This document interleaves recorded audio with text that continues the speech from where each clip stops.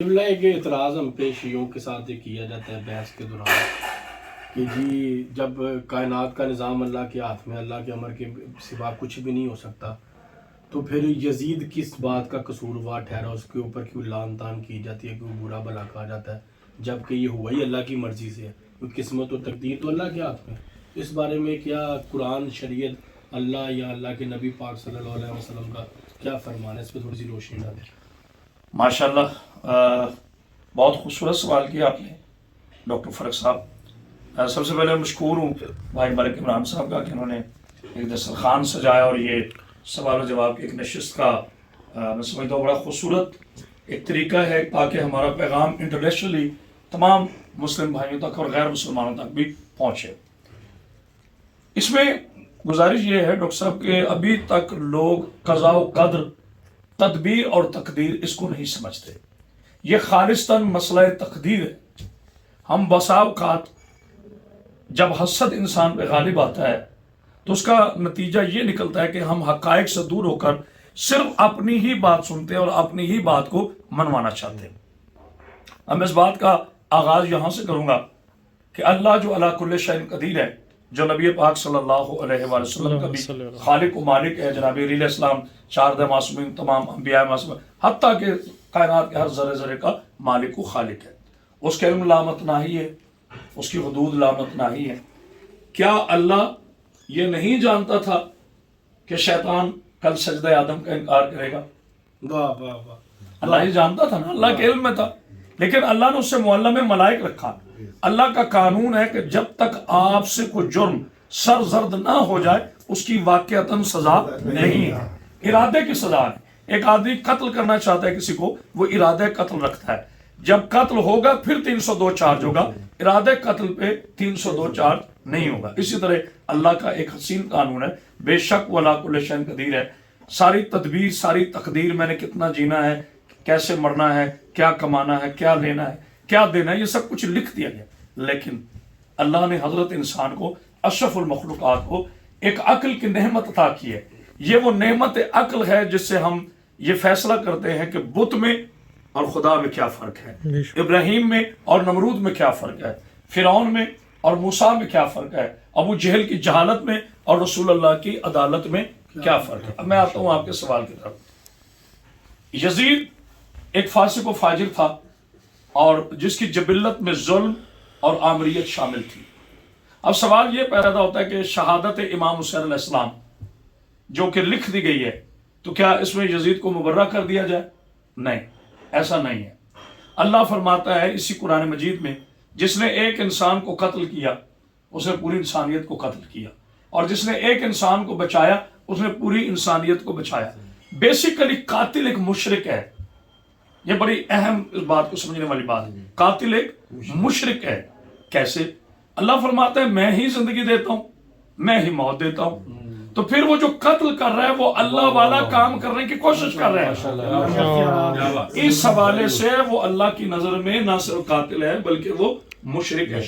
سرکار امام حسین علیہ السلام نے خط کے ذریعے، اس زمانے میں چونکہ خط ہوتے تھے، اس کو پورے 2-3 خطوط لکھے ہیں امام حسین علیہ السلام نے، جس میں میرے مولا حسین علیہ السلام نے یزید کو یہ کہا کہ یزید جب کہ تو جانتا ہے کہ ہمارے گھر وہی کے مسکن ہے، جب یہ تو جانتا ہے کہ ہمارے ہی گھروں میں ختم نبوت میرے نانا پاک ہیں، جب تو یہ جانتا ہے کہ میرے بابا شہنشاہ ولایت علی ابن ابی طالب ہیں، اور جب یہ تو جانتا ہے کہ ہم خاندان ابراہیم سے ہیں، صاحبان درود ہیں، اور ہم معصوم ہیں، ہم سے گناہ سرزد نہیں ہوتا، جب تو یہ ساری چیزیں جانتا ہے اور مانتا ہے، اس کے باوجود اگر تو مجھ سے بیعت کا طلبگار ہے تو یاد رکھ مجھ جیسا کبھی تجھ جیسے کی بیعت نہیں کی۔ اور یزید تجھ میں اور مجھ میں فرق یہ ہے، تو طاقت کو حق سمجھتا ہے جبکہ میرے نزدیک حق طاقت ہے۔ اور جناب امام حسین علیہ السلام نے حتیٰ کہ جب شمر میرے مولا امام حسین علیہ السلام کی گردن پہ وار کرنے لگا ہے تو اس وقت میرے بادشاہ نے اس سے پوچھا ہے کہ کیا تو مجھے پہچانتا ہے؟ اب یہ بڑی کامن سینس کی بات ہے، کیا تو مجھے جانتا ہے؟ اس نے کہا بالکل جانتا ہوں۔ نے کہا میرا نام؟ اس نے کہا حسین ابن علی۔ آپ نے کہا تو یہ جانتا ہے کہ میں فاطمہ کے بیٹا ہوں؟ اس نے کہا میں جانتا ہوں۔ کیا یہ تو جانتا ہے کہ میں رسول اللہ کا نواسا ہوں؟ جی میں جانتا ہوں۔ کیا یہ جانتا ہے ہمارے گھروں میں آیتیں اتری ہیں؟ میں جانتا ہوں اب تو قتل کر لے, کل تو اللہ کی عدالت میں یہ نہ کہہ دے کہ میں اس وقت نشے میں تھا اور میں حسین کو پہچان لیا. اب کچھ لوگ اس انداز سے مبرہ کرتے ہیں کہ جی وہ تو شمر نے قتل کیا حسین بن علی علیہ السلام کو, یزید کو تو پتہ ہی نہیں تھا. میں کہتا ہوں ایک ملک کا, ایک ریاست کا وزیر اعظم جو ہے اس کی اجازت کے بغیر قانون کیسے پاس ہوتا ہے؟ ایک ملک پر دوسرا ملک حملہ کیسے کر سکتا ہے جب تک اس کی باقاعدہ سمری نہ ہو؟ یہ یزید کا سارا اپنا کارنامہ تھا, اور اس ملعون نے امام حسین علیہ السلام کو سمجھ کر مان کر پھر آپ سے بیعت طلب کی اور اس آیت کی روشنی میں کی کہ اطیعوا اللہ واطیعوا الرسول واولی الامر منکم, کہ جو تم میں صاحب امر ہے.